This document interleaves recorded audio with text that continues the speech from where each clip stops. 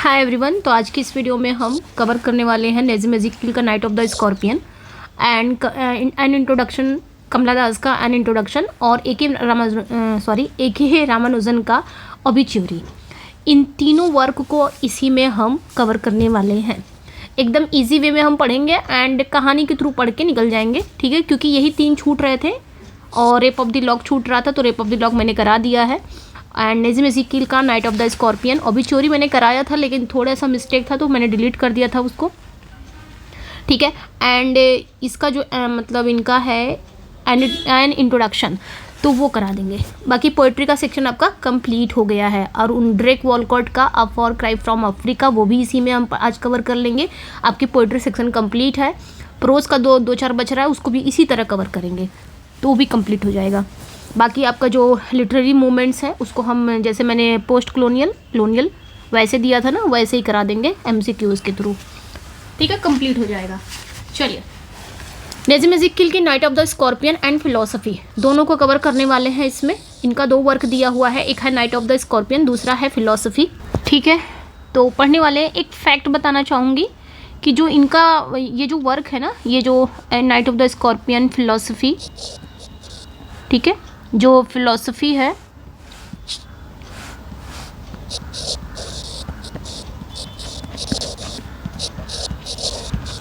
इनका ये work philosophy, इनकी जो पोयम है ये।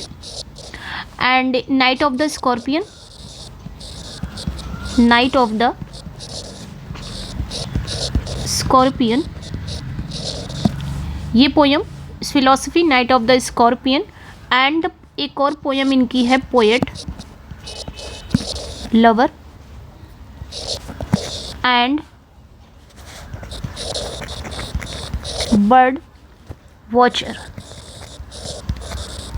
ये तीनों पोयम याद रखना है, ये तीनों पोयम ना पब्लिश हुई है, ये तीनों पोयम पब्लिश हुई है एक ही वॉल्यूम में, ठीक है।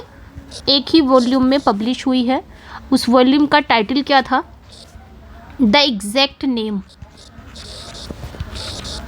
द एग्जैक्ट नेम, ये ध्यान रखना, ठीक है। और ये एग्जैक्ट नेम, ये टाइटल कब आया था? 1965। तो ध्यान रखना, ये इसी वॉल्यूम में ये तीनों पोयम आई है, philosophy, Night of the scorpion, poet lovers and Bird Watcher. ये तीनों पोयम ना इसी वॉल्यूम में पब्लिश हुआ है। टाइटल क्या था? The exact name. कब पब्लिश हुआ था? 1965 में, ये तीनों। तो ये ध्यान रखना है, काफ़ी इंपॉर्टेंट है ये, ठीक है। और ये जो नाइट ऑफ द स्कॉर्पियन है, इसको भी ध्यान रखना। नाइट ऑफ द स्कॉर्पियन का एक और फैक्ट याद रखना कि ये जो है ना, ये ब्लैंक वर्ड्स में लिखी है, ठीक है, ब्लैंक वर्ड्स में लिखी गई है, तो ये ध्यान रखना है। अब आते हैं, इतना बहुत है इसके लिए। तो Nissim Ezekiel is widely regarded as the father of modern Indian English poetry. सभी को पता है नज़ीम एज़ेकिएल को father of modern Indian English poetry माना जाता है, ठीक है। दूसरा ये है ये पोयम, ठीक है, ये जो पोयम है फ्री वर्ड्स में लिखी गई है, सॉरी ब्लैंक वर्ड्स में नहीं लिखी गई है, फ्री वर्ड्स में लिखी गई है, it my bad, free words में लिखी गई है, ठीक है। फ्री वर्ड्स मतलब जिसमें कोई नो मीटर नो राइम, जिसमें कोई मीटर नहीं रहेगा, कोई राइम नहीं रहेगा, ये ध्यान रखना है। और एक चीज़ और ध्यान रखना इस पोयम को लेके, इसमें टोटल ना 8 स्टैंजा है, 8 स्टैंजा है पर स्टैंजा, ध्यान रखना। इसमें टोटल जो स्टैंजा है 8 स्टैंजा है। एंड टोटल लाइंस कितनी है इसमें? टोटल लाइंस 47 लाइंस है, ठीक है बच्चे, 47 लाइंस हैं। स्टैंजा फिक्स नहीं है, किसी में 4 है तो किसी में 3 है, किसी में 7 है, इस तरह है। तो मतलब जो स्टैंजा की जो लाइनें हैं वो फिक्स नहीं है। तो इसमें टोटल 8 स्टैंजा है, ये ध्यान रखना है, ठीक है। तो 47 लाइंस है, 8 स्टैंजा है, इतना ध्यान रखना है। नेक्स्ट पे ध्यान देंगे, it is an autobiographical poem. ये एक ऑटोबायोग्राफिकल पोयम इसलिए कहा जाता है क्योंकि नज़ीम एज़ेकिएल की बचपन की कोई घटना है और वो उस घटना को, उनकी लाइफ के बचपन की एक घटना है, उनके परिवार की घटना है, तो उस घटना को वो इसमें मेंशन करते हैं। तो इसीलिए कहीं ना कहीं ये ऑटोबायोग्राफिकल हो जाता है। तो ये ध्यान रखना, narrating childhood memory of poets mother, इसलिए ये नरेट कर रहे हैं, इनकी चाइल्डहुड मेमोरी है पोएट की मदर की। सेटिंग कहाँ रखी गई है? The setting is rural Indian village during a night of the 10 hours of steady rain. Setting जो मतलब रूरल इंडियन विलेज, ठीक है, ग्रामीण गांव में इसकी सेटिंग रखी गई है, जहाँ पे रात में 10 घंटे से लगातार बारिश हो रही है। तो कहानी की शुरुआत कैसे होती है? कहानी की शुरुआत बहुत तेज़ बारिश से होती है। मैं पूरी कहानी बता दे रही हूँ, उसके बाद हम जो मेन फैक्ट रहेगा वो देख लेंगे, ठीक है। कहानी की शुरुआत ये होती है, कहानी की शुरुआत होती है बहुत तेज़ बारिश हो रही है, लगभग 10 घंटे से लगातार बारिश हो रही है, और उसकी वजह से एक बिच्छू घर के अंदर आ जाता है और चावल की बोरी के पीछे जाके छिप जाता है। और ये पोएट की माँ, जो पोएट की मदर होती हैं, उनको डंक मारता है, वापस बारिश में निकल जाता है। उसके बाद क्या होता है, ठीक है, अभी मैं इसका सब समझा रही हूँ, सब है क्या, ठीक है। फिर होता क्या है कि वो जो बहुत तेज़ लगातार बारिश हो रही है, लगभग 10 घंटे से लगातार बारिश हो रही है, और उस वजह से एक बिच्छू रहता है, वो घर के अंदर आ जाता है और चावल की बोरी के पीछे छिप जाता है, और वो पोएट की मदर को डंक मारता है और वापस बारिश में निकल जाता है। उसके बाद क्या होता है, गांव वाले भी जब देखते हैं तो गांव वाले एंटर करते हैं, इनके घर में आते हैं। गांव वालों का रिएक्शन क्या होता है, जैसे ही खबर फैलती है पूरे गांव में, तो गांव वाले मक्खियों की झुंड की तरह आ जाते हैं। कैसे आ जाते हैं? मक्खियों की झुंड की तरह। तो यहाँ पे पोएट ने सिमली का यूज़ किया है कि गाँव वालों को वो क्या कहते हैं, मक्खियों की झुंड की तरह। तो यहाँ पे पोएट ने क्या किया है, स्वार्म्स ऑफ द फ्लाइज, ये रहा, the villagers are compare to swarms of flies. यहाँ पे पोएट ने सिमली का यूज़ किया है, ठीक है, कि वो गांव वाले ऐसे आ गए हैं, जैसे मक्खियों का झुंड आ जाता है, वैसे गांव वाले भी घर के अंदर आ गए हैं, ठीक है। तो ये ध्यान है, वे हाथ में लालटेन लिए रहते हैं और मोमबत्ती लेकर बिच्छू को ढूंढते हैं ताकि उसे मारा जा सके। तो गाँव वालों का मानना था कि अगर बिच्छू हिलेगा तो माँ के शरीर में जो जहर गया है वो भी हिलेगा। फिर क्या होता है, ऐसा गांव वालों का मानना रहता है। फिर उसके बाद वही अंधविश्वास, वही कर्म, गांव वाले भगवान का नाम जपते हैं। द विलेजर बस the name God 100 times which was onomatopoeia. यहाँ पे ओनोमेटोपिया लिटरेरी डिवाइस है, ठीक है। गांव वाले क्या करते हैं, भगवान का नाम जपते हैं और कहते हैं ये डंक जो है ना, ये जो डंक है, ये माँ के पिछले जन्म के पापों को धो देगा।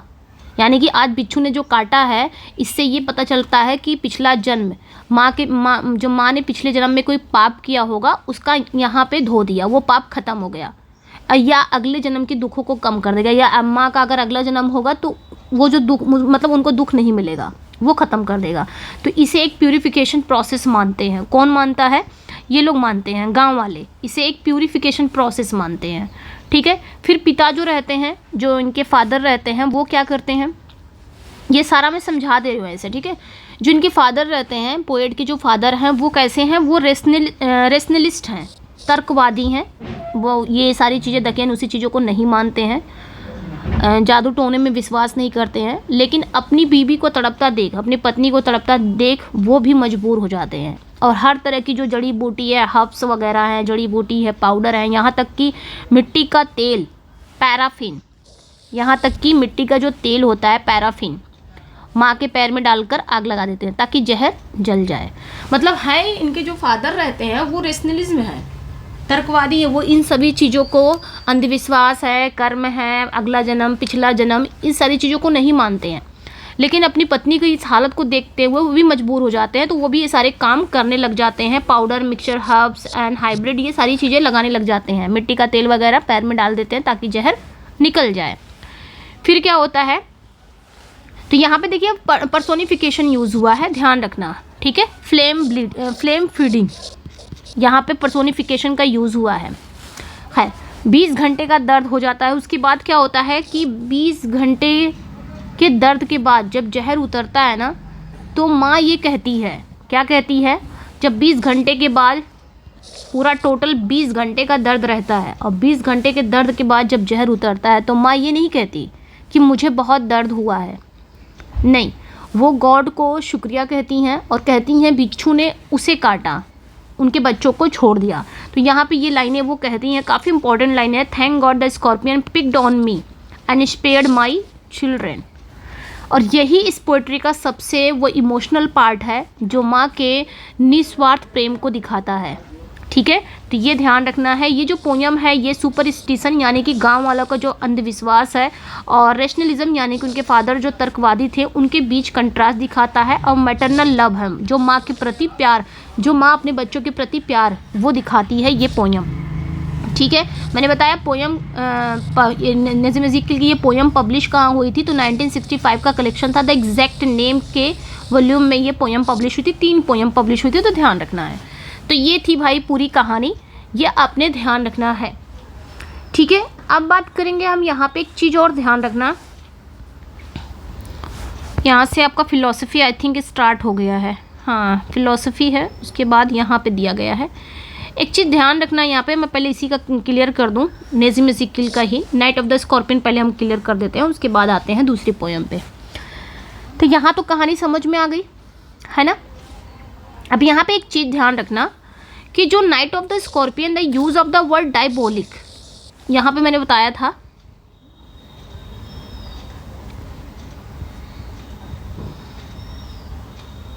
The scorpion hides beneath the sack of rice, ये तो बताया था। Scorpion is describe as the having diabolic tail, diabolic tail, तो ये ध्यान रखना है यहाँ पे। डायबोलिक मतलब पोइट्री में जो बिच्छू है ना उसकी पूंछ को क्या कहा गया है, डायबोलिक, उसकी पूंछ के लिए ना डायबोलिक टर्म का यूज़ किया गया है। उसके टेल के लिए, जो स्कॉर्पियन है उसकी टेल के लिए डायबोलिक शब्द का यूज़ किया गया है। डायबोलिक मतलब क्या होता है, शैतानी। ये दिखाता है कि बिच्छू केवल एक जीव नहीं है बल्कि बुराई या अंधेरे का प्रतीक है ना, जिससे गांव वाले अपनी प्रार्थनाओं के जरिए लड़ रहे हैं। तो ये चीज़ें ध्यान रखनी है अपने। एंड एक चीज़ और ध्यान रखना अब यहाँ पे, ठीक है, यहाँ पे याद रखना है कि इसमें ना अलिट्रेशन का यूज़ हुआ है। कहाँ पे, द पॉइजन प्यूरिफाई, ये एक फ्रेज है, poison purify is an example of alliteration use to emphasise the villagers spiritual believes. तो ये विलेजर्स कहते हैं पॉइजन प्यूरिफाई। ठीक है, पोइट्री में पॉइजन प्यूरिफाई ये शब्द का यूज़ हुआ है। यहाँ पे पी जो लेटर है, पी की जो लेटर है ना वो बार बार उसकी रिपीटिशन हो रही है, और ये गांव वालों का इस विश्वास को जोर देकर बताता है कि जहर जो है, जहर भी आत्मा को शुद्ध कर देता है, यानी कि बुराई जो है वो आत्मा को शुद्ध करती है। तो यहाँ पे अलिट्रेशन का यूज़ हुआ है, ध्यान रखना।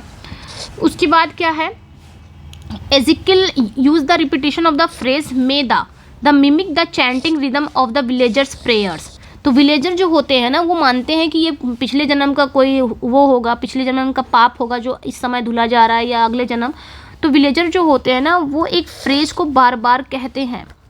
ठीक है, मतलब मे द, जैसे वो बोलते हैं may the sum of all evil, या फिर बोलते हैं may the poison purify your flesh, बार बार मे का यूज़ करते हैं, मे द यानी कि ईश्वर करे। ऐसे सेंटेंस का जो विलेजर है वो बार बार यूज़ करते हैं। चैंटिंग रिदम यहाँ पे होता है। तो इज़िक्किल ने ऐसा इसलिए लिखा ताकि रीडर को वैसा ही महसूस हो जैसे मंदिर या पूजा में मंत्रों का जो जाप है वो सुनाई देता है, वैसे ये लोग भी करते थे। ठीक है, तो ये ध्यान रखना है।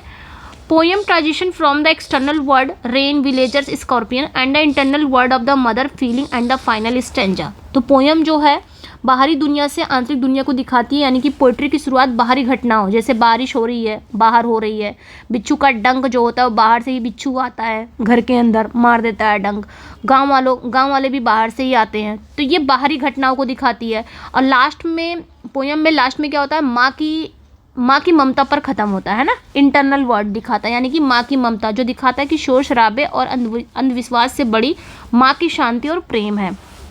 तो ये चीज़ें ध्यान रखनी है।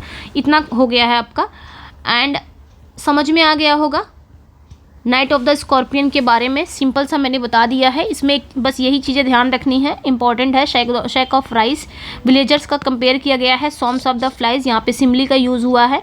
और यहाँ पे द विलेजर ना बस the name of the God 100 times, वो बार बार गॉड का नाम लेते हैं, किस तरह, चैंटिंग करते समय, मतलब बस भिनाते हैं। तो यहाँ पे भी इन्होंने ओनोमैटोपिया का यूज़ किया है।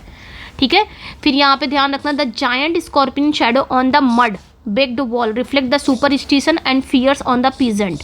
तो जायंट स्कॉर्पियन को दिखाया गया ऑन द मड, एक बेक्ड वॉल्स की तरह, जो एक सुपरस्टिशन, जो किसान हैं, जो पीजेंट हैं, उनके डर को दिखाता है। तो ये ध्यान रखना है।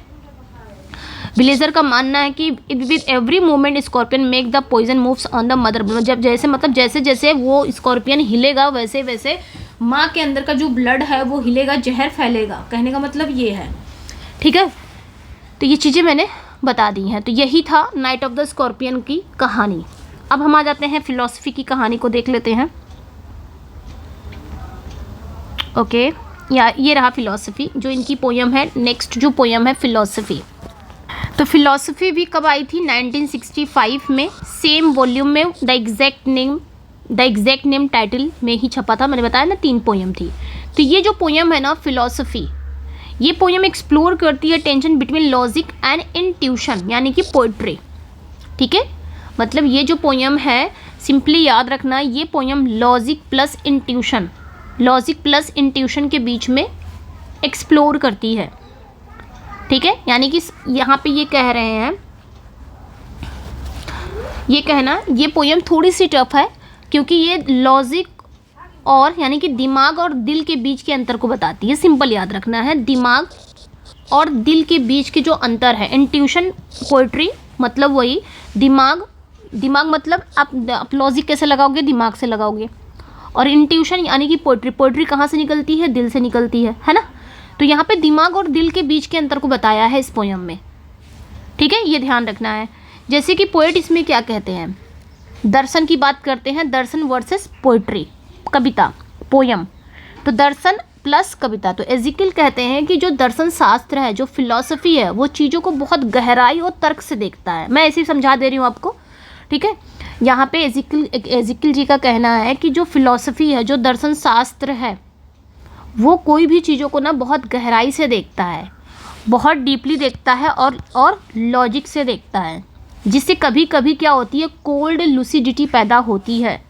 क्या पैदा होता है? कभी कभी कोल्ड लूसिडिटी पैदा होती है। कोल्ड लूसिडिटी मतलब ठंडी स्पष्टता, यानी कि इसका मतलब हुआ कि सब कुछ साफ दिखता है कभी कभी, लेकिन उसमें भावनाएं नहीं होती, उसमें इमोशन नहीं होती। जहाँ लॉजिक होगा वहाँ इमोशन नहीं होता है। ठीक है, तो ये ध्यान रखना है। पोएट का नज़रिया ये है, पोएट का मानना ये है। पोएट का मानना क्या है? पोएट का मानना ये है कि जो तर्क है या विज्ञान हर चीज़ को नहीं समझा सकते, है ना। तर्क हो गया चाहे विज्ञान हो गया, वो हर चीज़ को समझा नहीं सकते, मतलब हर चीज़ को नहीं समझा सकते। कुछ चीज़ें ऐसी होती हैं जिन्हें केवल फील किया जा सकता है। ये बोल रहे हैं कि कुछ चीज़ें ऐसी होती हैं जिन्हें केवल क्या किया जा सकता है? फील किया जा सकता है। ये आपने ध्यान रखना है, ये पोएट का कहना है। अब इसमें जानते हो क्या कहा है? पोइट्री के लास्ट में यही कहा है, एजिकल कहते हैं, जहाँ दर्शन शास्त्र यानी कि जहाँ फिलॉसफी हार मान लेता है, जहाँ दर्शन शास्त्र हार मान लेता है, चीज़ों को बहुत जटिल बना देता है, वहीं पोइट्री काम आती है। यानी कि जहाँ हमारा दिमाग हार मान लेगा ना, वहीं हमारा दिल काम आता है। ये कहने का मतलब है, यानी कि जहाँ दर्शन शास्त्र खत्म होता है, चीज़ों को बहुत कॉम्प्लेक्स बना देता है, वहीं पोइट्री काम आती है। पोइट्री क्या करती है? पोइट्री रेजिड्यू ऑफ मीनिंग, यानी कि बचे हुए जो मीनिंग है उसको समझा देती है, जो तर्क की समझ से बाहर होते हैं। ठीक है, जो तर्क मतलब जो चीज़ें तर्क से हमें नहीं समझ में आती, जो चीज़ हमें दिमाग से बहुत सोचने पर नहीं समझ में आती, वो कभी कभी हमारा दिल बता देता है ना। तो दिल को ही पोइट्री कहा गया है इन्होंने, दिल को, यानी कि दिल से निकलती है पोइट्री। तो पोइट्री मतलब कभी कभी जो तर्क चीज़ें हैं, तर्क वाली चीज़ें हैं, वो हमको नहीं समझ में आती, तर्क से बहुत सारी चीज़ें नहीं समझ में आती, तो पोइट्री हमें समझा देती है। इनके अनुसार ये है, जीवन को केवल आंखों से नहीं बल्कि इंद्रियों और भावनाओं की भाषा से समझना चाहिए। ये इनका कहना है। इसमें यही सारी चीज़ें इन्होंने फिलॉसफी में कहा है। तो ये चीज़ें ध्यान रखनी है, काफ़ी इम्पोर्टेंट है। इसकी काफ़ी इम्पोर्टेंट लाइनें हैं। जो स्टार्टिंग की लाइनें हैं वो कहते हैं, देयर इज़ अ प्लेस। ठीक है, there is a place to which I often गो।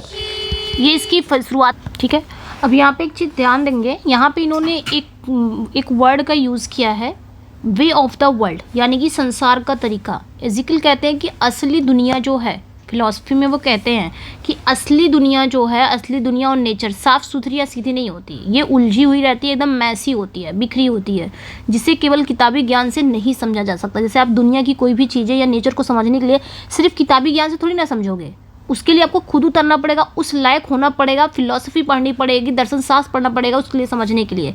यानी कि किताब से नहीं आप समझ पाओगे हर चीज़, खुद के एक्सपीरियंस भी समझ लोगे। ठीक है। इन्होंने एक चीज़ यहाँ पे यूज किया, माइल्स ऑफ गॉड, भगवान की चक्की। ये एक फ्रेज है, एक मुहावरा, एक प्रोवर्ब है, जिसका मतलब होता है भगवान के यहाँ न्याय होने में देर लग सकती है ना, लेकिन न्याय होता जरूर है। उसी तरह एजिकियल बताते हैं कि टाइम और नेचर अपने हिसाब से धीरे धीरे चलते हैं। जिस तरह ईश्वर के पास न्याय, हमको कहते हैं ना ईश्वर की लाठी में आवाज़ होती है, वो लाठी गिरेगी गिरेगी, चाहे भले देर से गिरे। वही कह रहे हैं कि भगवान के यहाँ न्याय होने में देर लग सकती है, लेकिन न्याय होता ज़रूर है। उसी तरह एजिकियल कहते हैं टाइम और नेचर अपने हिसाब से धीरे धीरे चलते हैं, ठीक है। तो ये चीज़ें ध्यान रखनी है, काफ़ी इंपॉर्टेंट है। क्विंटेसेंशियल स्लिम, इनका भी जिक्र इन्होंने किया है, ये भी आपने ध्यान रखना, काफ़ी इंपॉर्टेंट है। ओके एंड ठीक है। अब यहाँ पे देखेंगे the sad I of time, इसमें इन्होंने क्या यूज़ किया, पर्सोनिफिकेशन का यूज़ किया है, तो ये ध्यान रखना है। एंड ब्रिकबेक कॉलेज लंदन के बारे में इन्होंने बताया है, ये भी ध्यान रखना है। It reflect Ezekiel academic background, he study philosophy at Birkbeck College London.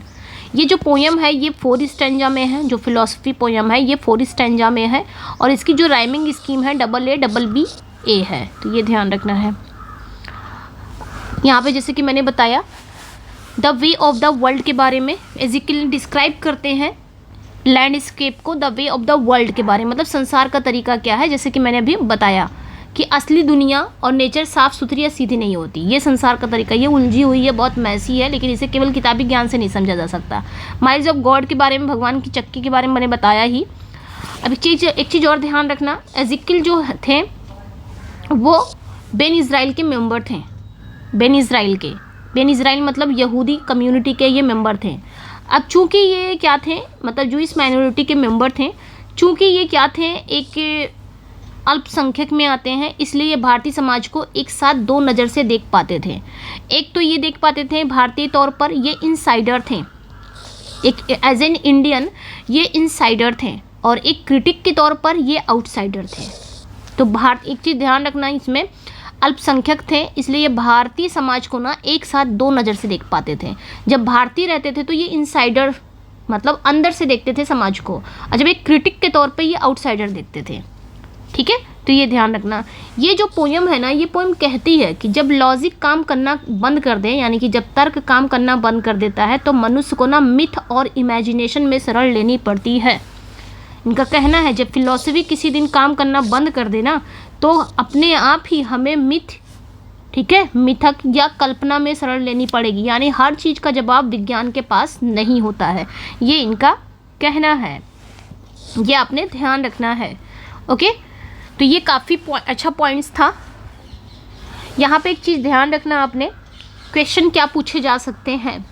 अब कुछ पॉइंट ये याद रखना, नाइट ऑफ द स्कॉर्पियन जो है वो फ्री वर्ड्स में लिखी गई थी, फिलॉसफी फ्री वर्ड्स में नहीं लिखी गई है, उसकी राइमिंग स्कीम है, ठीक है, उसकी राइमिंग स्कीम ये ध्यान रखना, जो फिलॉसफी है उसकी राइमिंग स्कीम को भी याद रखना, AA ये याद रखना। और नाइट ऑफ द स्कॉर्पियन की जो थीम है वो क्या है, सुपरस्टिशियस वर्सेस रेशनलिज्म और माँ का प्यार, ठीक है। और इसमें क्या था, इसमें लॉजिक वर्सेस अंतर्ज्ञान, यानी कि लॉजिक वर्सेस इंट्यूशन ये था। और इसमें इन्होंने स्कॉर्पियन वाले में इन्होंने ओनोमैटोपिया का यूज़ किया है, सिमली का यूज़ किया है, और इसमें इन्होंने सैड आइड ऑफ टाइम इन्होंने यूज़ किया है पर्सोनिफिकेशन का, जो अभी मैंने बताया है, ठीक है। दोनों पोएम की बात कर रही हूँ मैं। और नाइट ऑफ द स्कॉर्पियन में एक छोटे बच्चे के रूप में उन्होंने बताया है, छोटे बच्चे जब वो छोटे थे तो छोटे बच्चे की मेमोरी, यानी कि जब वो छोटे थे उस समय की मेमोरी के बारे में उन्होंने बताया, अपने बचपन की यादों के बारे में नाइट ऑफ द स्कॉर्पियन में। और फिलॉसफी में वो एक दार्शनिक के रूप में बताते हैं। तो ये चीज़ें थी पोयम में। अब आ जाते हैं कमला दास को देख लेते हैं। तो ये पोयम आई थिंक समझ में दोनों पोयम आ गई होंगी, क्या क्या बताया है इन्होंने, ठीक है। कमला दास के बारे में आ जाएंगे। एन इंट्रोडक्शन, तो कमला दास की एन इंट्रोडक्शन को याद रखना, ये एक कन्फेशनल पोइट्री है और ये 1965 में ही आया था, ठीक है। 1965 में ये पब्लिश हुआ था। और कहाँ पब्लिश हुआ था तो ये भी ध्यान रखना। इनका जो कलेक्शन था, कमला दास का जो कलेक्शन था, summer in Calcutta, summer in Calcutta, ये कलेक्शन था, इसी कलेक्शन में ये पब्लिश हुई थी एन इंट्रोडक्शन। तो ये चीज़ें ध्यान रखनी है। कमला दास को कहा किया जाता है mother of modern Indian English poetry और कन्फेशनल पोइट्री की ये पॉइनियर मानी जाती हैं। तो ये ध्यान रखना है, कमला दास की बात कर रही हूँ यहाँ पे, ठीक है, ठीक है, तो ये ध्यान रखना है। एंड देखिए कन्फेशनल पोइट्री मतलब क्या होता है? कन्फेशनल पोइट्री मतलब हिंदी में बोलेंगे इकबालिया पोइट्री, इकबालिया, जहाँ पे आप कोई चीज़ एक्सप्रेस करते हो, इकबालिया कन्फ्रंट करते हो। तो कमला दास को ना कन्फेशनल पोएट माना जाता है, क्योंकि वो अपनी निजी ज़िंदगी, अपनी पर्सनल ज़िंदगी, सारी फिज़िकल जो रिलेशन है, मेंटल कॉन्फ्लिक्ट को बिना किसी शर्म के खुलकर लिखती थी, है ना। तो ये ध्यान रखना है, इसलिए इन्हें कन्फेशनल कन्फेशनल पोइट्री भी है। जैसे इनका ये जो ऑटोबायोग्राफिकल इनका एक वर्क है माई स्टोरी, उसमें इन्होंने काफ़ी खुल के लिखा है। She wrote under the pen name Madhavi Kutty in Malayalam. ये मलयालम में जो लिखती है ना, तो माधवी कुट्टी के नाम से लिखती हैं। हम यहाँ पे इंग्लिश में कमला दास इनका नाम जानते हैं ना, लेकिन मलयालम में जब ये अपनी राइटिंग लिखती हैं तो वहाँ पे ये माधवी कुट्टी के नाम से जानी जाती हैं। तो ये अक्सर करके एग्जाम में पूछा जाता है, ये ध्यान रखना। एन इंट्रोडक्शन ये एक ऑटोबायोग्राफिकल पोयम है, अनफेमिनिस्ट पोयम है। काफ़ी फियर्सली इन्होंने इसमें बात की है, ठीक है, काफ़ी गर्व से उन्होंने कहा है। The poem begins with the poet asserting she doesn't know politics. Poem जो शुरू होती है ना, पोएट इसमें कह रही हैं कि वो पॉलिटिक्स को नहीं जानती, लेकिन वो पॉलिटिशियन का नाम ज़रूर जानती हैं, नेहरू के टाइम से, है ना, ये भी कहती हैं वो। फिर उसके बाद वो बताती हैं, लिखती क्या है, सी असर्ट्स हर आइडेंटिटी, वो अपनी पहचान बताती हैं, ठीक है, वो बड़ी गर्व से कहती हैं कि मैं इंडियन हूँ। उन्होंने गर्व से कहा कि वो इंडियन है, उनका रंग बहुत भूरा है, वेरी ब्राउन। वो कहती है I am Indian very brown born in Malabar, मैं इंडियन हूँ, अब मेरा रंग जो है वो ब्राउन है, भूरा है, और मेरा जन्म कहाँ हुआ है, मालाबार, केरल के मालाबार में हुआ है। काफ़ी गर्व से ये बात वो कहती हैं, अपनी पहचान बताती हैं, ठीक है। उसकी बात कहती, सी डिक्लेयर्स हर लिंग्विस्टिक वर्सैलिटी। फिर वो यहाँ पे ना अपनी लिंग्विस्टिक वर्सटैलिटी के बारे में डिक्लेयर करती हैं, मतलब 3 भाषाएं। वो कहती हैं 3 भाषाएं, वो कहती हैं मैं 3 भाषाएं बोलती हूँ, 2 में लिखती हूँ और 1 में सपने देखती हूँ। कहती हैं आई कैन स्पीक 3 लैंग्वेजेस, मैं 3 लैंग्वेज बोलती हूँ, 3 लैंग्वेजेस बोलती हूँ, और 2 लैंग्वेज में मैं लिखती हूँ और 1 लैंग्वेज में, यानी 1 में मैं सपने देखती हूँ। तो सपने देखने वाली भाषा मेरे दिल की भाषा है, ऐसा ये कहती हैं कि जो सपने देखने वाली जो भाषा है वो मेरे दिल की भाषा है। तो ये सारी लाइनें याद रखना। I can speak 3 languages write two in two dream in 1, ये भी याद रखना। I am Indian very brown born in Malabar. अभी और भी लाइनें हैं जो बहुत इंपॉर्टेंट हैं, जैसे कि और भी लाइनें हैं, लास्ट की लाइनें हैं ना, उसमें वो कहती हैं कि I am sinner I am saint I am the beloved and the betrayed. तो भी लाइनें याद रखना, वो लास्ट की सबसे लाइनें हैं। उसके बाद ये क्या कहती हैं, इतना इन्होंने बोला, ठीक है, इतनी सारी चीज़ें इन्होंने इंट्रोडक्शन में कहा। फिर कहती हैं इनके जो दोस्त थे, इनके जो रिलेटिव्स थे, इन्हें ना इंग्लिश में लिखने से मना किया था।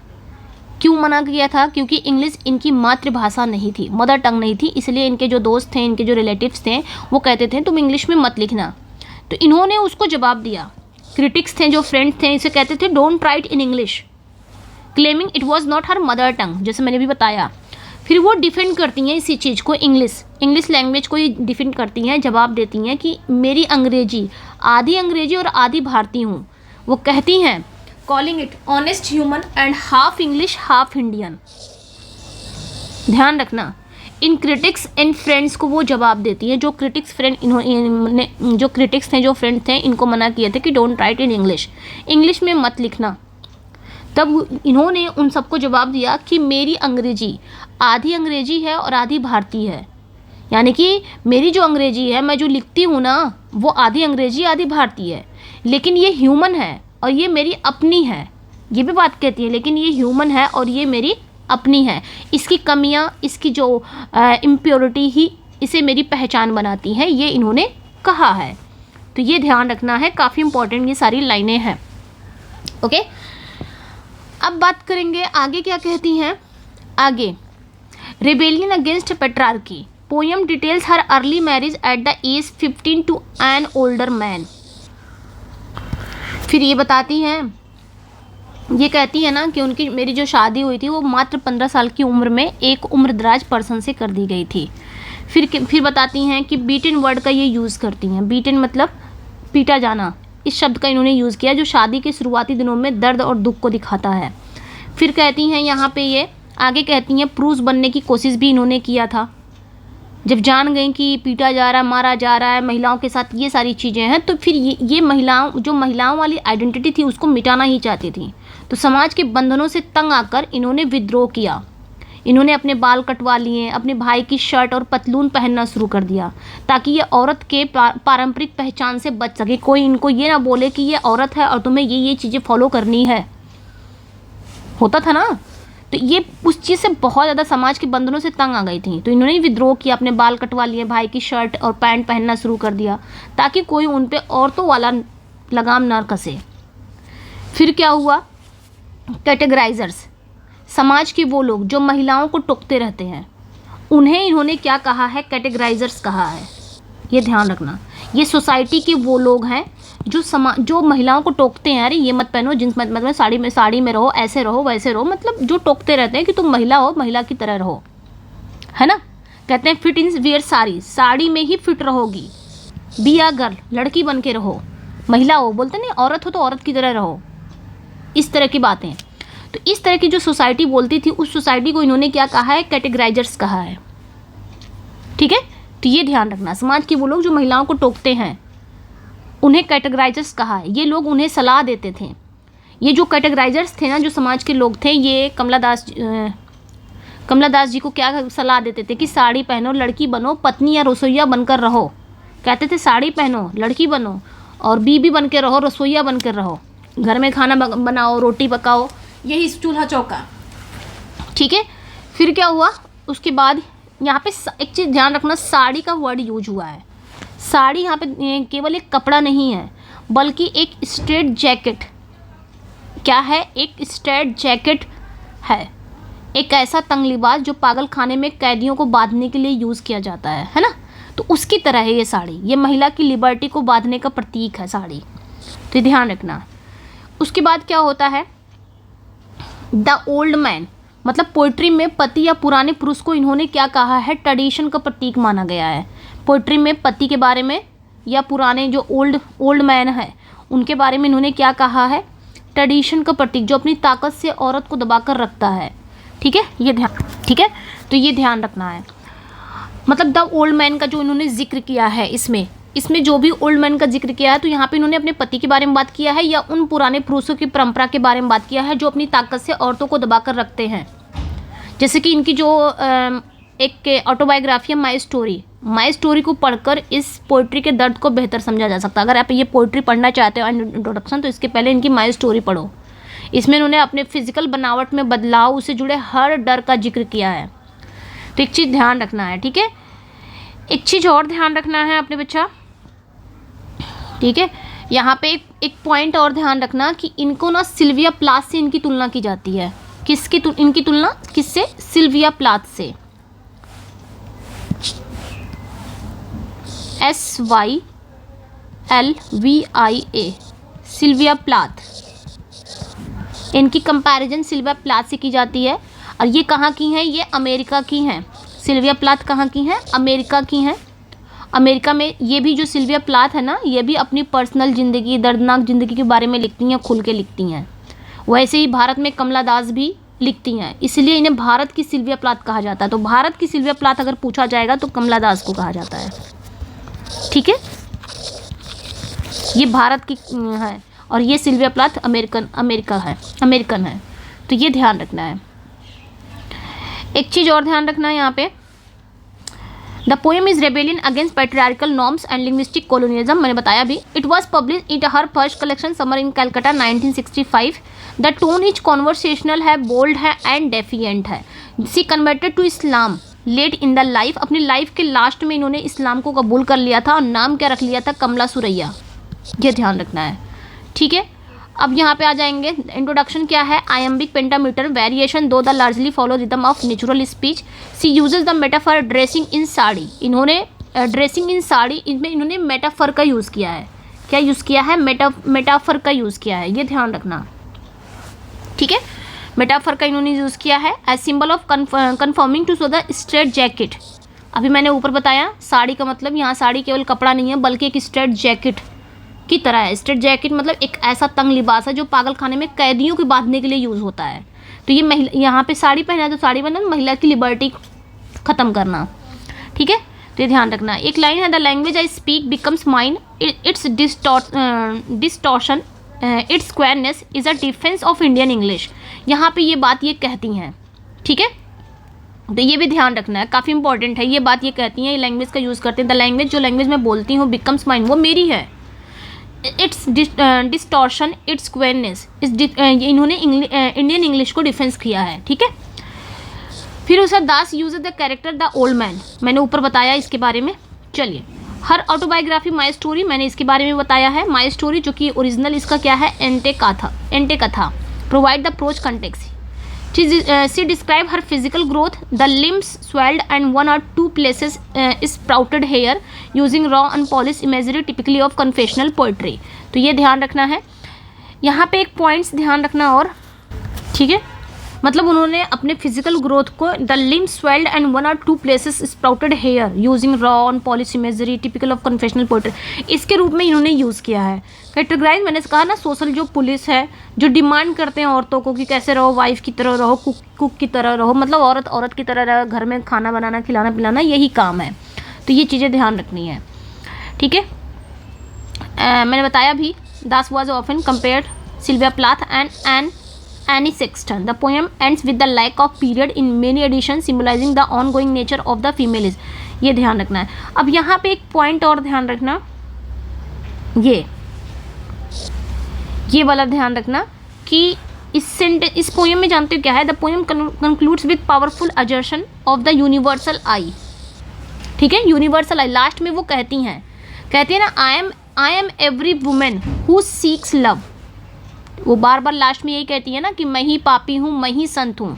आई एम सिनर, लास्ट में वो कहती है I am sinner, I am saint, last में वो ये बात कहती हैं। और ये जो यूनिवर्सल आई है, लास्ट में वो कहती है मैं ही पापी हूँ, मैं ही संत हूँ। ये बताना चाहती है कि दुनिया की हर उस औरत की आवाज़ है जो प्यार और पहचान की तलाश में है, ठीक है। और कई जगह पर यहाँ पे यूनिवर्सल आई के बारे में, मतलब सभी औरतों के बारे में बता रही हैं। और कई जगह पर इस पोइट्री के लास्ट में ना फुल स्टॉप नहीं है। ये पोइट्री आपने पढ़ा होगा तो इसमें लास्ट में फुल स्टॉप नहीं है कई जगह। इसका मतलब ये है कि महिलाओं की पहचान की लड़ाई अभी भी अधूरी है और लगातार चल रही है।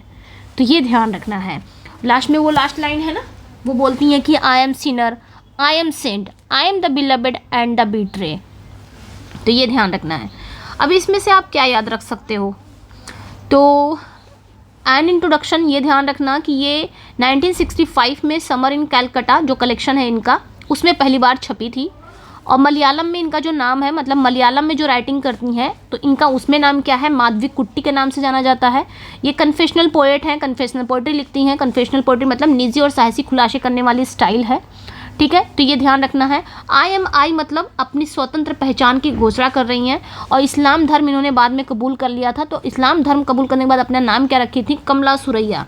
तो ये चीज़ें ध्यान रखनी है, ठीक है। ये था भाई, ख़त्म हो गया। अब ए के रामानुजन की ओबिच्युरी है, ये ख़त्म कर लेते हैं। थोड़ा सा ये भी है, ओके। एंड आधे ज़्यादा तो मैं कहानी बता के समझा दे रही हूँ, पूरा नहीं पढ़ा रही हूँ। जो मेन चीज़ें वही बता दे रही हूँ ताकि कम टाइम लगे। उसके बाद ये ड्रेक वॉलकोट का a for cry from Africa है, फिर एंड हो जाएगा यहीं पे, ठीक है।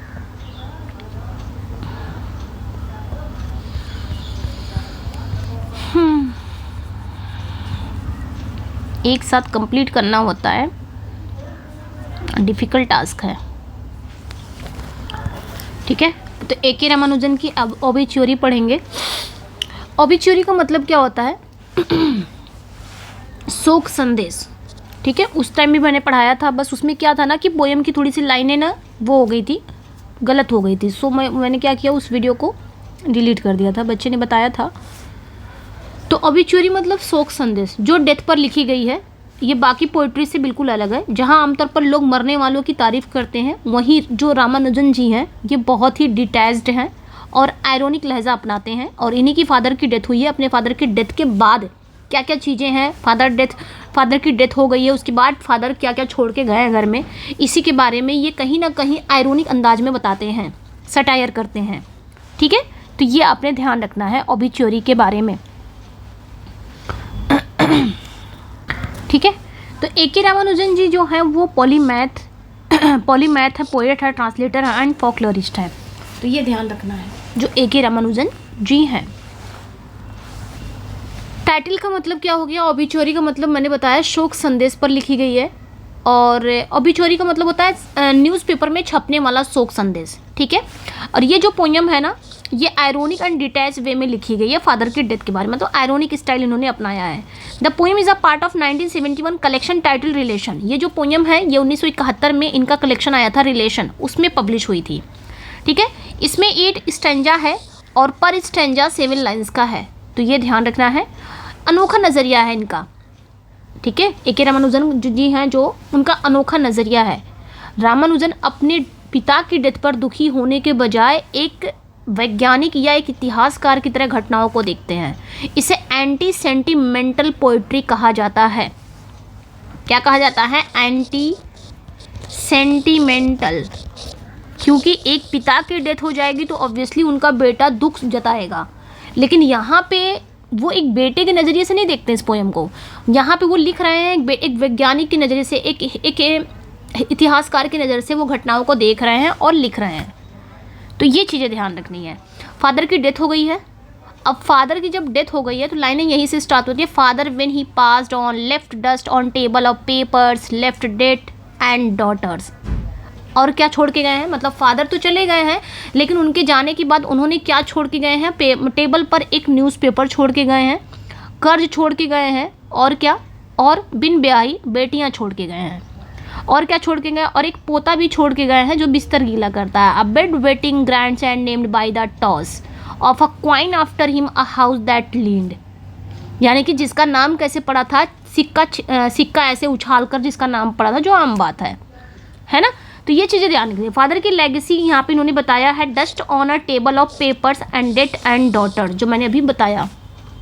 पिताजी छोड़ के क्या गए हैं? अपनी लेगेसी में। अपनी लेगेसी मतलब विरासत होती है, मरने के बाद पिताजी छोड़ के क्या गए हैं। तो यहाँ पे रामानुजन जी बताते हैं कि पोएट कहते हैं कि मेरे पिता अपने पीछे कोई प्रॉपर्टी नहीं, बल्कि मेज पर जमी धूल, पेपर्स, डेट कर्ज और अविवाहित बेटियाँ छोड़ गए हैं। ठीक है, तो यहाँ पे ये चीज़ें ध्यान रखनी है।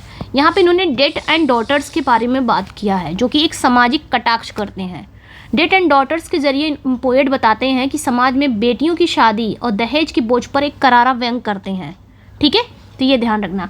और याद रखना कि और क्या छोड़ के गए हैं, तो bed wetting grandson named by the toss of a coin after him a house that leaned.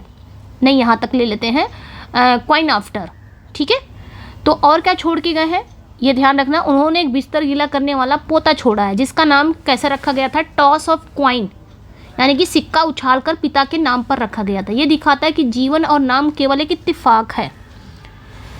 उसके बाद बात करेंगे फिर ए.के. रामानुजन जी अपने फैमिली हाउस के बारे में बताते हैं, डिस्क्राइब करते हैं कि leaning on a bent coconut tree symbolise decay and instability. फिर वो घर के बारे में बताते हैं, कहते हैं a house that lean slowly through our growing years on a bent coconut tree in the yard. ये काफ़ी इंपॉर्टेंट लाइनें हैं जो मैंने भी बताया है। शुरुआत की ये लाइनें हैं, ओपनिंग लाइनें हैं जो कि बहुत इंपॉर्टेंट है। फिर ये बताते हैं अपने घर का जिक्र करते हैं कि जो घर है वो कैसा है। वो एक कोकोनट ट्री, जैसे कोकोनट ट्री एकदम झुका हुआ है, वैसे इनका घर भी है। घर कैसा है? घर भी डीके एंड इंस्टेबिलिटी को दर्शाता है। ठीक है, तो ये चीज़ें ध्यान रखनी है। फिर Ramanujan uses pun, being a burning type a burn properly, referring both his father hot temper and his cremation. यहाँ पे उनके डेथ और उनके अंतिम संस्कार के बारे में बात करते हैं। पन, यहाँ पे वो पन का यूज़ करते हैं। पन मतलब एक वर्ड का 2 मीनिंग। तो यहाँ पे ये क्या यूज़ करते हैं? बर्निंग टाइप का यूज़ करते हैं। बर्निंग टाइप, ये रहा, बर्निंग टाइप का यूज़ करते हैं। बर्निंग टाइप मतलब यहाँ पे बर्निंग टाइप के 2 मतलब है। एक तो पिताजी का हॉट टेम्पर थे, पिताजी कैसे थे? थोड़े गुस्सैले स्वभाव के थे। दूसरा उनका दाह संस्कार हो गया है ना, उनके दाह संस्कार। तो बर्निंग टाइप यहाँ पे 2 मतलब निकालता है, इसलिए इसमें पन है। ये ध्यान रखना है। इसलिए वो कहते हैं कि बर्न प्रॉपरली, मतलब वो बहुत हॉट टेम्पर के थे और उन बर्निंग टाइम मतलब यही, वो बहुत हॉट टेम्पर के थे और वो अच्छी तरह से जल भी गए, है ना, बर्न प्रॉपरली, ठीक से जल गए। यहाँ एक ही शब्द के दो मतलब निकालकर उन्होंने मजाक किया है अपने ही पिता की, देखने वाली बात है। During cremation the father spinal disc are describe as rough and some burn to coal. फिर बताते हैं दाह संस्कार के बाद जो फादर की जो स्पाइनल कॉर्ड है यानी कि रीढ़ की हड्डी के कुछ हिस्से अधजले कोयले की तरह बच गए हैं। वो पूरी तरह से नहीं जला है, वो अधजला कोयले की तरह बच गया है। फिर कहते हैं यहाँ पे the sons are instructed by a priest to throw the remains where 3 rivers meet Triveni Sangam. फिर यहाँ पे बताया जाता है त्रिवेणी संगम यानी कि जो पुजारी हैं, पृष्ठ के कहने पर कहा जाता है कि बेटों ने उनकी अस्थियों को वहाँ विसर्जित किया। मतलब पुजारी कहते हैं कि अपने फादर की अस्थियों को वहीं पे करना जहाँ पे 3 रिवर मिलती हैं, 3 नदियाँ बहती हैं। ये बात वो कहते हैं ना, वेयर 3 रिवर्स मेट, जहाँ पे 3 नदियाँ बहती हैं। तो पुजारी के कहने पर बेटों ने क्या किया, अपने फादर की अस्थियाँ को वहाँ विसर्जित किया जहाँ 3 नदियाँ मिलती हैं। ये एक भारतीय परंपराओं का पार्ट है। 3 नदियाँ मतलब त्रिवेणी संगम, त्रिवेणी संगम मतलब यहाँ पे हो सकता है, ठीक है, यहाँ पे हो सकता है आपका गंगा, यमुना और सरस्वती मिलती है ना, यही हो सकता है। फिर कहते हैं आगे क्या कहते हैं, the poet notes there is a headstone for his father nothing the transience of life.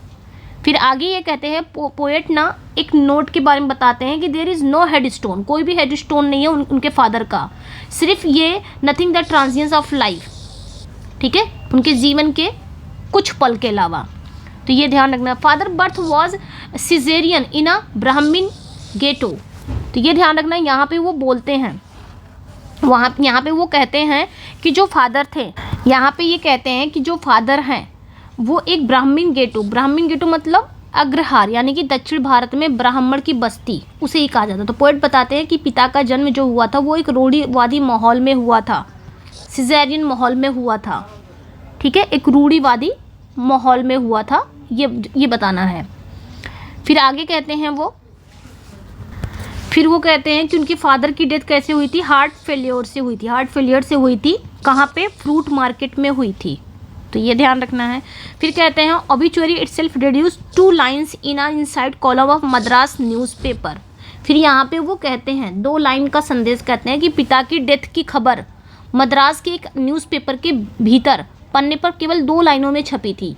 मेरे पिता की जो डेथ हुई थी ना, तो वहाँ पे क्या हुआ था कि मद्रास का जो न्यूज़पेपर है उसके अंदर कहीं एक छोटे से पेज पर 2 लाइनों में मेरे पिता की डेथ की जो खबर थी वो छपी हुई थी। तो यहाँ पे वक्त का पहिया दिया कि कुछ समय बाद वो अखबार क्या हो जाता है, रद्दी में बेच दिया गया। यानी कि जिसमें मेरे पिता की मौत की खबर छपी हुई थी ना, कुछ टाइम के बाद वो अखबार किलो के भाव में बेच दिया गया, ठीक है। तो यहाँ पे इन्होंने एक आयरनी यहाँ पे यूज़ किया है, यहाँ पे, ठीक है, आयरनी यूज़ ये किया है कि पोएट उस रद्दी अखबार के बने जो शंक्वाकार लिफाफे हैं यानी कि जो कोन्स हैं, ठीक है, 1 मिनट, तो यहाँ पे ध्यान, ठीक है। तो ये कहते हैं जो न्यूज़पेपर है बाद में बाय द किलो यानी कि किलो के भाव में बेच दिए गए हैं। अब यहाँ पे पोएट कहते हैं उस रद्दी अखबार के बने जो कोन्स हैं, कोन्स मतलब जो शंक्वाकार लिफाफा होता है, उसमें किराने के लोग क्या देते हैं, आप जाओगे कहीं कुछ खरीदने के लिए तो किराना जो रहते हैं, जो ग्रॉसरी वाले दुकान होती है, वो लोग क्या करते हैं उसी पेज में अखबार में नमक गुड़ धनिया खरीद कर दे देते हैं। तो उसी में ये खरीद कर क्या है, नमक गुड़ धनिया सॉल्ट कोरिएंडर जैगरी ये सब खरीद कर रैपअप करके ले आते हैं। यानी जिस अखबार में पिता की डेथ की खबर थी वो अब रसोई का कचरा मात्र हो गया है। ये दिखाता कि वक्त के साथ इंसान की अहमियत खत्म हो जाती है। मतलब जिस न्यूज़पेपर में उनके फादर की डेथ की खबर आई थी वो न्यूज़पेपर अब किलो के भाव बेच दिए गए हैं। अब वो न्यूज़पेपर किसी शॉपकीपर मतलब किसी दुकानदार किसी बनिए की दुकान पर पड़ा हुआ है, आप जाओ कुछ खरीदने तो उसमें वो लोग खरीद के नमक गुड़ धनिया खरीद कर ले आते हैं। यानी कि अब पिता की जो डेथ की खबर थी, मतलब जिस न्यूज़पेपर में पिता की डेथ की खबर थी वो अब रसोई का कचरा बन गया है, ठीक है। तो ये दिखाता है कि वक्त के साथ इंसान की अहमियत खत्म हो जाती है। The poem ends with the mention of the annual ritual पर खत्म होती है, suggesting that death become just another core for the having. The tone is anti sentimental, avoiding typical एलिजियाक morning. यहाँ पे कहीं पे भी वो मॉर्न नहीं कर रहे हैं कि उनके फादर की डेथ हुई तो थोड़ा लेमेंट करें, शोक मनाएं, ऐसा कुछ नहीं है। एंटी सेंटिमेंटल है, यानी कि इसमें सेंटिमेंटल है ही नहीं है, एंटी सेंटिमेंटल है। कहीं पे भी भावुकता नहीं है, कहीं पे भी मॉर्निंग नहीं है, कहीं पे भी शोक नहीं है, और न कहीं लेमेंट है। तो ये चीज़ें ध्यान रखनी है, काफ़ी इंपॉर्टेंट था। तो रामानुजन फेमस हैं इंडिया नेश के लिए। डीप डाइव की बात करेंगे तो ऑबिचुरी मैंने बताया, grandfather name being passed to bed waiting grandson, highlighting the cyclical nature of family life and its occasionally absurdity. The father spinal disc being the half brunt coals is vivid almost, मैंने भी बताया ऊपर, ठीक है। The poem explore Indian family dynamic where a person is remembered more for their duties dad daughter than their personality, ठीक है। अब यहाँ पे एक चीज़ और समझने की है, अब समझ सकते हो, ओके। ये देखो ऊपर मैंने बता दिया है, ब्राह्मण गेटो अग्रहारा ऊपर बताया है मैंने। एक चीज़ और ध्यान देना यहाँ पे कि उनके फादर की जो डेथ हो गई है उनसे ये चीज़ें और बदली। क्या बदली? एक चीज़ और बदली कि पोएट कहते हैं कि पिता की डेथ ने उनकी माँ को एक पत्नी से विधवा में बदल दिया।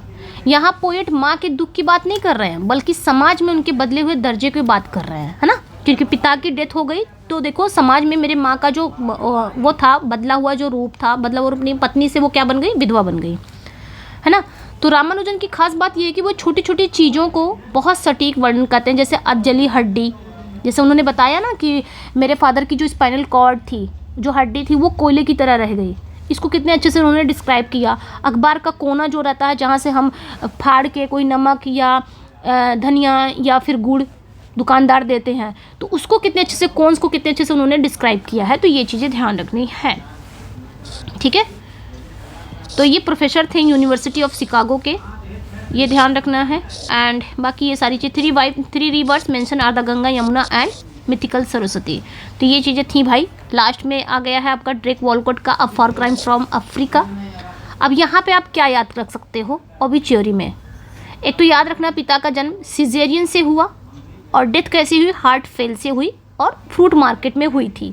दूसरा याद रखना टेढ़ा नारियल का जो पेड़ है और झुका हुआ घर, ये परिवार के पतन का है। यानी कि जैसे नारियल का जो पेड़ है वो टेढ़ा है, उसी तरह घर भी क्या है, घर भी पतन के करीब आ गया है, ठीक है। और एनुअल रिचुअल की ये बात करते हैं लास्ट में, ठीक है।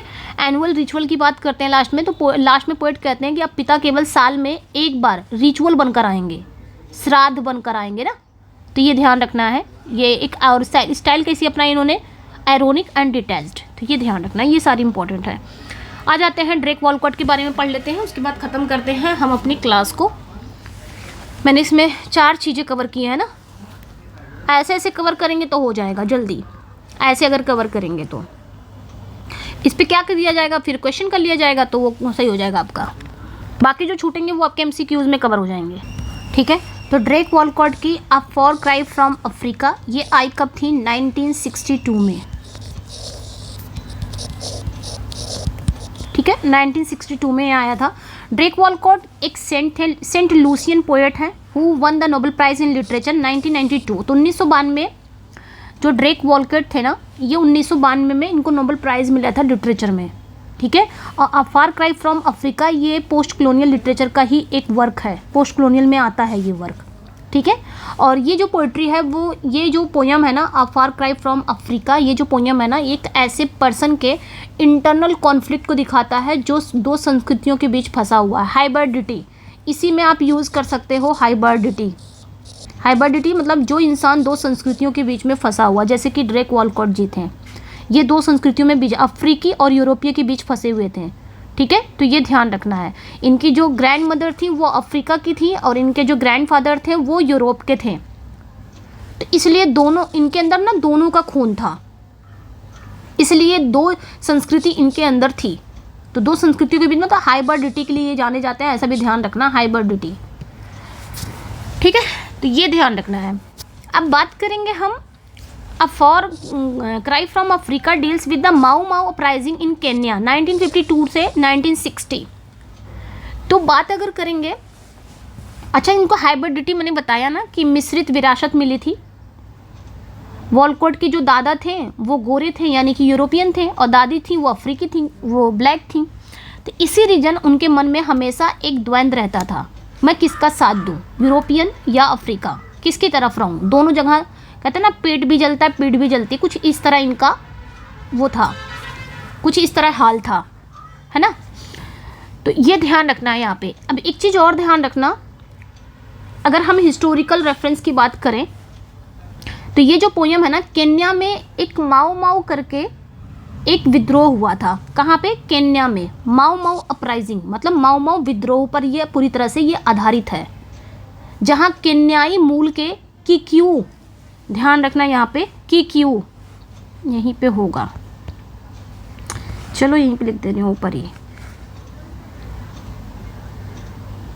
ये रहा किक्यू एक ट्राइब है, ठीक है। तो जहाँ जो केन्याई ओरिजिनल जो किक्यू ट्राइब थी वो लोग ब्रिटिश शासन के खिलाफ लड़ रहे थे। माओ माओ अपराइजिंग में क्या हो रहा था कि जो किक्यू के लोग थे, केन्याई के जो ओरिजिनल किक्यू ट्राइब थी वो लोग ना ब्रिटिश शासन के खिलाफ लड़ रहे थे। तो माओ माओ विद्रोह में यही हुआ था, और ये पोयम माओ माओ विद्रोह पर ही आधारित है, माओ माओ अपराइजिंग पर आधारित है। तो ये चीज़ें आपने ध्यान रखनी है, ठीक है। तो मैंने बताया वॉलकॉट मिक्स हेरिटेज थे, white grandfathers, black grandmothers. अब आ जाते हैं हम और नीचे। The poem opens with the image of wind ruffling a tawny pelt of Africa. यहीं से ये स्टार्ट होती है poem. A wind is ruffling the tawny pelt of Africa, Kikuyu quick as flies. यहीं से तो स्टार्ट होता है, यही तो लाइनें हैं, क्विक एज फ्लाइज। तो यहाँ पे एक चीज़ ध्यान रखना यहाँ पे अब, ठीक है। तो पोइट्री का जो टाइटल है, पोइट्री का टाइटल यही है ना कि a for cry from Africa. For मतलब दूर, क्राई मतलब बहुत दुख दर्द रोना, किससे? अफ्रीका से। यही तो हुआ। तो टाइटल का मतलब ये था कि जो पोएट हैं, जो ड्रेक वॉलकॉट है, वो अफ्रीका से बहुत दूर हैं, शायद वो कैरेबियन में बैठे हुए हैं। अब यहाँ पे एक इमोशनल पुकार ये था कि अफ्रीका में हो रही हिंसा पर दुख की एक चीख है, एक क्राई है। वो कहीं और थे और सुन रहे थे कि अफ्रीका में हिंसा हो रहा है, तो इसका वो उनको दुख था, क्राई था, एक चीख था। तो ये टाइटल का मतलब हुआ, ठीक है। अब बात करेंगे इमेजरी ऑफ वायलेंस की बात करेंगे यहाँ पे हम। पोएट ना जब पोयम की शुरुआत में अफ्रीका को एक जानवर की खाल की तरह दिखाया है कि अफ्रीका कैसा है, एक a wind ruffling the tawny pelt of Africa. ये ट्वेनी पेल्ट मतलब जानवर की खाल, इन्होंने शुरुआत में अफ्रीका को एक जानवर की खाल की तरह बताया है। वॉलकॉट कहते हैं कि जानवरों को एक दूसरे को मारना तो ये नेचुरल रूल है, जानवर एक दूसरे को मार देते हैं, ठीक है, ये प्राकृतिक नियम है, लेकिन इंसान जिस तरह धर्म और राजनीति के नाम पर कत्लेआम कर रहा है, ये तो बहुत ही भयावह है, ये इनका कहना है, ठीक है। फिर आगे ये कहते हैं, ये यहाँ पे ये द वर्म और maggot is use and metaphor for the death and decay brought by war. आगे ये युद्ध के कारण कह रहे हैं, जो वो युद्ध के कारण फैली गंदगी मौत को दिखाने के लिए ना वर्म मैगट एक मेटाफर का यूज़ करते हैं, ठीक है। वो कह रहे हैं जो युद्ध हो रहा है उसके कारण जो गंदगी फैल रही है, जो मौत हो रहे हैं, उसको उन्होंने वर्म मैगट कहा है, एक मेटाफर का यूज़ किया है। वो दिखाते हैं कि कैसे खूबसूरत पैराडाइज, एक स्वर्ग लाशों से भर गया है। यहाँ पे अफ्रीका को बोल रहे हैं खूबसूरत पैराडाइज लाशों से भर गया है, तो ये ध्यान रखना है। अब यहाँ पे जो वॉलकॉट है वो ब्रिटिश कॉलोनिस्ट लोगों पे, माओ माओ रेबल्स पर वो क्या करते हैं, क्रिटिक करते हैं, दोनों की क्रिटिक करते हैं यहाँ पे, ठीक है। ये एक image corpses scattered through the paradise show the loss of innocence, जो मैंने भी बताया, यूज़ करते हैं। यहाँ पे एक लाइन है, the violence of beast on beast is read as natural law compares human war to animalistic hunting, जो मैंने ऊपर बताया अभी, ठीक है, ठीक है। अब यहाँ पे क्या होता है ये जो लाइन है ना, ये पोइट्री की सबसे इम्पॉर्टेंट हिस्सा है। वॉलकॉट खुद से सवाल पूछते हैं कि मैं किसके प्रति वफादार रहूं, उस अफ्रीका के प्रति जिसका खून मेरे रगों में है, या उस इंग्लिश लैंग्वेज के प्रति जिससे मैं प्यार करता हूं। तो यहाँ पे इन्होंने ये चीज़ें याद रखनी है। ये लास्ट लाइन है, how can I face such slaughter be and cool, how can I turn from Africa and live. फिर ये बात ये कहते हैं, यहाँ पे एक चीज़ ध्यान रखना, ये इंग्लिश लैंग्वेज को टंग आई लव कहते हैं, ठीक है, इंग्लिश लैंग्वेज को टंग आई लव कहते हैं। लेकिन दुख ये है कि ये उसी अंग्रेजी अंग्रेज की भाषा है जिसने उनके फोर फादर्स पर अत्याचार किए थे। तो ये ध्यान रखना है। पोएम की बात करेंगे, ये एक लैंडमार्क वर्क है पोस्ट कॉलोनियल लिटरेचर का, ठीक है, ये एक लैंडमार्क वर्क है पोस्ट कॉलोनियल लिटरेचर का। तो a far cry from Africa की बात करेंगे तो Spanish civil war, the gorillas wrestle with the superman to show the violence is a global human trade, ठीक है, ये ध्यान रखना है यहाँ पे। अब यहाँ पे एक चीज़ ध्यान रखना और आपने कि सुपरमैन एंड नीत्शे, सुपरमैन यहाँ पे इल्यूजन है, superman is an allusion to the Nietzsche Ubermensch often associate with colonial superiority. यहाँ पे एक बात ये कहते हैं सुपरमैन और नीत्शे, वॉलकॉट ने सुपरमैन शब्द का यूज़ किया है ना, सुपरमैन शब्द का यूज़ किया है जो दार्शनिक थे नीत्शे के यूबरमेंस की ओर इशारा करता है, ठीक है, ये दार्शनिक थे नीत्शे जो यूबरमेंस की ओर इशारा करता है, यानी कि अति मानव की ओर इशारा करता है। इसका यूज अक्सर ना कॉलोनियल ताकत खुद को श्रेष्ठ बताने के लिए करते थे, इसका यूज सुपरमैन का, तो ये ध्यान रखना है। नेक्स्ट पे आ जाएंगे Kikuyu. Kikuyu mention in the poem are the ethnic group the Kenya that form the core of the Mau Mau rebellion. तो किक्यू एक ट्राइब है, इस पोएम में किक्यू जाति है, ठीक है, पोएम में मेंशन है, ये एक ग्रुप है केन्या में जो माऊ माऊ रेबेलियन में यही लोग विद्रोह कर रहे हैं अंग्रेजों के शासन के खिलाफ। Walcott use the term statistics to criticise how colonial powers view African death as mere numbers. यहाँ पे वो स्टैटिक्स मतलब आंकड़े, वॉलकॉट इस बात से नाराज हैं कि जो बड़ी ताकतें हैं, मीन्स जो कॉलोनियल पावर्स हैं, जो ब्रिटिशर्स हैं, वो क्या कर रहे हैं, वो युद्ध में मरने वाले अफ्रीकी लोगों को इंसान नहीं समझ रहे हैं, सिर्फ नंबर मान रहे हैं, नंबर मतलब आंकड़े मानते हैं, ठीक है। अब द लाइन है the salt white of the sky contrast with the blood cloth grass creating a sharp visual irony. तो ये ध्यान रखना है, इन्होंने वाइट पीस के बारे में बात किया है, ठीक है, इन्होंने वाइट पीस के बारे में, ठीक है। एक लाइन है the salt white of the sky, ये कंट्रास्ट करता है with the blood clotted grass से। अब आगे बात करेंगे वाइट पीस के बारे में, इन्होंने बात किया है वाइट पीस, वाइट पीस मतलब शांति, वो शांति को डेडली कहते हैं, वो वाइट पीस को क्या कहते हैं, डेडली कहते हैं, घातक कहते हैं, क्योंकि शांति बंदूक की नोक पर थोपी गई है। इसमें इन्होंने इंजैममेंट का भी यूज़ किया है, इंजैममेंट है इस मतलब इस पोएम में इंजैममेंट का यूज़ हुआ है। पोइट्री की जो लाइनें हैं वो एक दूसरे में बिना रुके आगे चलती जा रही है, बिना फुल स्टॉप के, बिना कॉमा के, ठीक है। अब एक चीज़ और ध्यान रखना, इसमें जो वॉलकॉट का जो सिचुएशन है, जो डिलेमा में वो फंसे हुए हैं, हाइब्रिडिटी में फंसे हुए हैं, उनके अंदर अफ्रीका एंड यूरोपियन दोनों में वो फंसे हुए हैं, तो इन्होंने अपनी जो सिचुएशन है उसको ना मुलेटो का द्वंद कहा, मतलब मुलेटो का जो द्वंद है वो कहे हैं, इस सिचुएशन को उन्होंने डिलेमा ऑफ मुलेटो कहा है, ठीक है, अपनी सिचुएशन को जहाँ वो दो जगह फंसे हुए हैं, मतलब वे ना तो पूरी तरह से अंग्रेज बन सकते हैं ना ही पूरी तरह से अफ्रीकी, तो इन दोनों चीज़ों में वो फंसे हैं, तो डिलेमा में फंसे हैं, और इस डिलेमा को, इस सिचुएशन को वो डिलेमा ऑफ द मोटेलो कहते हैं, ठीक है, तो ये ध्यान रखना है। बाकी आ जाते हैं कुछ कॉम्परेटिव फैक्ट हैं, इसको देख लेते हैं, जैसे कि confessionalism focus on Kamala Das personal secret and Ezekiel personal memories. तो अगर पूछा जाए, अच्छा इसमें आप क्या क्या याद रख सकते हो, इतना पहले देख लेते हैं। इसमें आप माऊ माऊ अपराइजिंग वाला याद रखिएगा, माऊ माऊ अपराइजिंग पर ही बेस्ड है ये पोएम।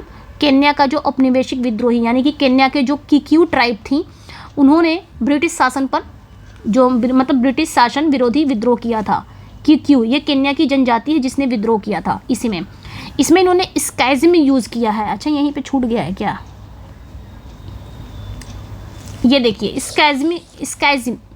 स्कैज़िम यानी कि पोएट के अंदर जो विभाजन, जो दरार चल रहा है उसे उन्होंने बोला है। और क्या याद रख सकते हो, 1992 में ड्रेक वॉलकॉट को नोबेल प्राइज़ मिला था, ठीक है, और इसमें इन्होंने स्पेन यानी कि स्पेनिश सिविल वार के संदर्भ में वैश्विक हिंसा दिखाने के लिए बात कही है, ठीक है। तो ये चीज़ें हैं, ध्यान रखना। और एक चीज़ और ध्यान रखना, यहाँ पे एक चीज़ और ध्यान रखना, इस पोएम में अक्सर वॉलकॉट को ना डिवाइड लॉयल्टी यानी कि लैंग्वेज वर्सेस यानी कि भाषा वर्सेस वंश के संघर्ष में सवाल पूछे जाते हैं। स्पेशली ना जो लास्ट की दोनों लाइनें हैं जहाँ वो पूछते हैं कि how can I face such slaughter be and cool, how can I turn from Africa and live, मैं अफ्रीका से मुंह मोड़कर कैसे जीवित रह सकता हूँ, तो ये पूछा जाता है, ध्यान रखना है। इतनी सारी चीज़ें ध्यान रखिएगा आप लोग। बाकी 1962 में आया था। अच्छा, एक चीज़ यहाँ पे ध्यान रखना आपने, कन्फेशनलिज्म की बात करेंगे तो इसका मतलब जब भी बात कन्फेशनलिज्म की आएगी तो इसका मतलब ये हुआ कि अपनी निजी ज़िंदगी का राज खोलना। कमला दास इसमें सबसे ज़्यादा आगे हैं। कमला दास अब जो अपनी शादी और अपने शरीर के बारे में बताती हैं। एजिकिल भी अपने बचपन की यादें बताते हैं बिच्छू वाले बताकर, वो इसी हिस्सा का पार्ट बन जाते हैं। ठीक है, आयरनी की बात करें, जब कुछ कहा जाए मतलब कुछ और निकले तो वो आयरनी है, जैसे कि ए.के. रामानुजन की ऑब्वियचुअरी है। ठीक है, जैसे आयरनी मतलब क्या होता है, जब आप कुछ कह रहे हो और उसका मतलब कुछ और निकले वो कहा जाता है आयरनी। तो रामानुजन की जो ऑब्विचुअरी है ना, इसका सबसे बड़ा एग्जाम्पल है, जहाँ वो पिता की मौत को ना रद्दी अखबार से जोड़ देते हैं। ठीक है, एजिकिल की जो फिलॉसफी भी तर्क पर व्यंग किया गया वो भी आयरनी है, तो ये भी ध्यान रखना। आइडेंटिटी क्राइसिस की बात करेंगे। ड्रेक वॉलकॉट थे वो अपने नस्ल को लेकर परेशान है ना, काले और गोरे के बीच में फंसे हुए हैं। दादी थी अफ्रीकी, दादा थे यूरोपियन, तो इन दोनों चीज़ों में वो फंसे हुए हैं। जबकि कमला दास अपनी जेंडर, कमला दास किस में फंसी हुई हैं, कमला दास अपने जेंडर के लिए बताती हैं, है ना। कमला दास अपने जेंडर यानी कि औरत होने के नाते बताती हैं, अब भाषा को लेकर संघर्ष कर रही हैं, तो ये आइडेंटिटी क्राइसिस है। नेचुरल इमेजरी की बात करेंगे अगर हम, तो use by Ezekiel the rain scorpion, तो यहाँ पे नेचुरल इमेजरी ये दिखाया है, एजिकिल ने अपने स्कॉर्पियन में रेन को दिखाया है। रेन, बारिश हो रही है, लगातार हो रही है, आपके सामने एक इमेज आ गई। एंड वॉलकॉट ने अफ्रीकन वेल्ट बीस्ट यानी कि अफ्रीका को उन्होंने जानवर की तरह दिखाया है, तो यहाँ पे भी इमेजरी का इन्होंने यूज़ किया है, नेचर इमेजरी का। Rural versus urban, Ezekiel night of the scorpion is the best example rural Indian right setting, तो ये ध्यान रखना है। बाकी और क्या याद रख सकते हो आप, बहुत बड़ा हो गया ना। कुछ चीज़ें इंपॉर्टेंट है, जैसे ये सिनेस्थेसिया, ये याद रखना है। सिनेस्थेसिया यानी कि इस सिनेस्थेसिया मतलब जो आपके सेंसेस हैं उसकी बात हो रही है, जो सेंसेस है। एजिकिल ऑफन यूज मिक्सिंग सेंसिंग, मतलब जब एक इंद्री, एक सेंस का अनुभव दूसरी इंद्री यानी कि दूसरे सेंस से बताया जाए। जैसे एजिकिल ने गांव वालों की आवाज़ों को ना बजिंग कहा है। गांव वालों की आवाज़ कैसी लग रही थी, बजिंग की तरह, जो सुनने और देखने के अनुभव को मिला देता है ना। तो ये सिनेस्थेसिया, इसे ही कहा जाता है सिनेस्थेसिया, यानी कि जब एक सेंस का अनुभव दूसरे सेंस से बताया जाए। सटायर है, सटायर किस पे था, सटायर याद रखना, रामानुजन की जो ऑब्विचुअरी है। ठीक है, रामानुजन की जो ऑब्विचुअरी है वो सटायर करती है, सटायर करते हैं वो, इस पे व्यंग करते हैं। मिटोनमी याद रखना, मतलब मॉर्निंग की जगह पे, विलाप की जगह पे वो सटायर कर रहे हैं। मिटोनमी, जब एक छोटी चीज़ पूरी व्यवस्था का प्रतीक बन जाए, जैसे कमला दास के लिए साड़ी केवल कपड़ा नहीं है बल्कि औरत पर थोपी गई सामाजिक मर्यादा का प्रतीक है, तो यहाँ पे क्या हो जाएगा, मिटोनमी। एल्यूजन की बात करेंगे, वॉलकॉट की जो पोयम है इंडिच इन हिस्टोरिकल एल्यूजन, माओ माओ ब्रिटिश एम्पायर। ठीक है, तो ये ध्यान रखना, एल्यूजन मतलब ड्रेक वॉलकॉट की जो पोइट्री है, हिस्टोरिकल बैकग्राउंड, माओ माओ विद्रोह और हिटलर नीचे के संकेतों से भरी हुई है ना, एल्यूजन से भरी हुई है। टोन है night of the scorpion, shift the narrative, spiritual, emotional, तो ये ध्यान रखना है। तो पॉइंट ऑफ व्यू ऑब्विचुअरी जो है ये फर्स्ट पर्सन डिटैच में सुनाई जाती है। रिदम है Kamala Das was free flowing words mimic to confession और कन्वर्शन, कॉन्फ्लिक्ट है। The central conflict in Walcott poem internal psychological is much as it is the external political. Envy desire an introduction, the poet envy the freedom of man symbolizing by their trousers, तो ये ध्यान रखना, symbolism है। Theme of time है, काफ़ी बड़ा हो जाता है ना। द रेन इन एजिकिल्स पोएम, ये आप याद रख सकते हो, इसमें थोड़ी थोड़ी जो चीज़ें हैं थोड़ी टफ में है, इसको आप याद रख सकते हो, जैसे कि सिम्बॉलिज्म है। ठीक है, जैसे कि सिम्बॉलिज्म है। द रेन एजिकिल की poem represent the both blessing for crops, यानी कि जो बारिश हो रही है वो दो टाइप का है, एक तो फसल के लिए अच्छा है, दूसरा क्या है, कर्ज भी है, क्योंकि स्कॉर्पियन अंदर घुस जाता है। ठीक है, तो ये ध्यान रखना है। फिलॉसफी में time is a shade eye while the obituary time turns life into a paper corn. Philosophy में टाइम को क्या बताया गया है, एक शेड आई की तरह बताया गया है, लेकिन वहीं पे ऑब्विचुअरी में टाइम को क्या बताया गया है, टाइम बताया गया है कि टाइम बदलते टाइम इंसान, जैसे इंसान की डेथ हो गई, टाइम बदल गया, टाइम एक इंसान मतलब इंसान की डेथ के बाद कुछ भी उसकी वैल्यू ख़त्म हो जाती है, ये टाइम को बताया गया है। ठीक है, मतलब एजिकिल के समय, एजिकिल के लिए टाइम क्या है, एक सैड आई है, एक दुखी आंख है जो सब देख रही है, जबकि रामानुजन के लिए टाइम क्या है, वह है जो इंसान की पूरी ज़िंदगी को अखबार के एक रद्दी कोने में बदल देता है, तो ये ध्यान रखना है। कोलोनियलिज्म की बात करेंगे तो एजिकिल और Walcott gives the English language as gift as a burden, simultaneously. Social critic है, फैमिली स्ट्रक्चर है, नेचर है। तो ये थे अवार्ड्स हैं। तो while Walcott won the Nobel prize. देखिए वॉलकॉट को नोबेल प्राइज़ कब मिला था? 1992 में, जबकि एजिकिल साहब को 1983 में साहित्य अकेडमी अवार्ड मिला था लैटर डे साम्स के लिए। ठीक है, तो ये ध्यान रखना है। चलिए अब ख़त्म करते हैं, अब यहीं पे ख़त्म कर देते हैं। इसमें 3 चीज़ें मैंने बताया है, बाकी रखना ध्यान। चलिए फिर मिलते हैं नेक्स्ट वीडियो में। Thank you for watching, bye bye. Okay, इसमें 4 मैंने कंप्लीट किया है, और night of the scorpion philosophy को और एन इंट्रोडक्शन को, ऑबिचुअरी को नहीं 5 कंप्लीट किया, इसलिए इतना टाइम चला गया। चलिए फिर मिलते हैं नेक्स्ट वीडियो में। Thank you for watching. Poetry complete हो गया आपका, ऐसे नहीं तो ऐसे कंप्लीट करा दिया, लेकिन कंप्लीट करा दिया। बाकी तो सब करा दिया था, 4 छूट गए थे, 4 को मैंने 5 को मैंने इसी एक ही में ले लिया। ये 5 छूट गए थे पोइट्री में, जो मैंने यहाँ पे आज कंप्लीट करा दिया है। ठीक है, थोड़ा करके सब कंप्लीट हो गया है। चलिए फिर मिलते हैं नेक्स्ट वीडियो में। जो कहानी पूरी पोएम में हम पढ़ते वही कहानी मैंने शॉर्ट में बता दिया आपको। चलिए फिर मिलते हैं नेक्स्ट वीडियो में। Thank you for watching, bye bye. इसका PDF चाहिए तो मेरे टेलीग्राम पे जुड़ जाइएगा, वहाँ पे PDF मिल जाएगी। Bye bye. ओके।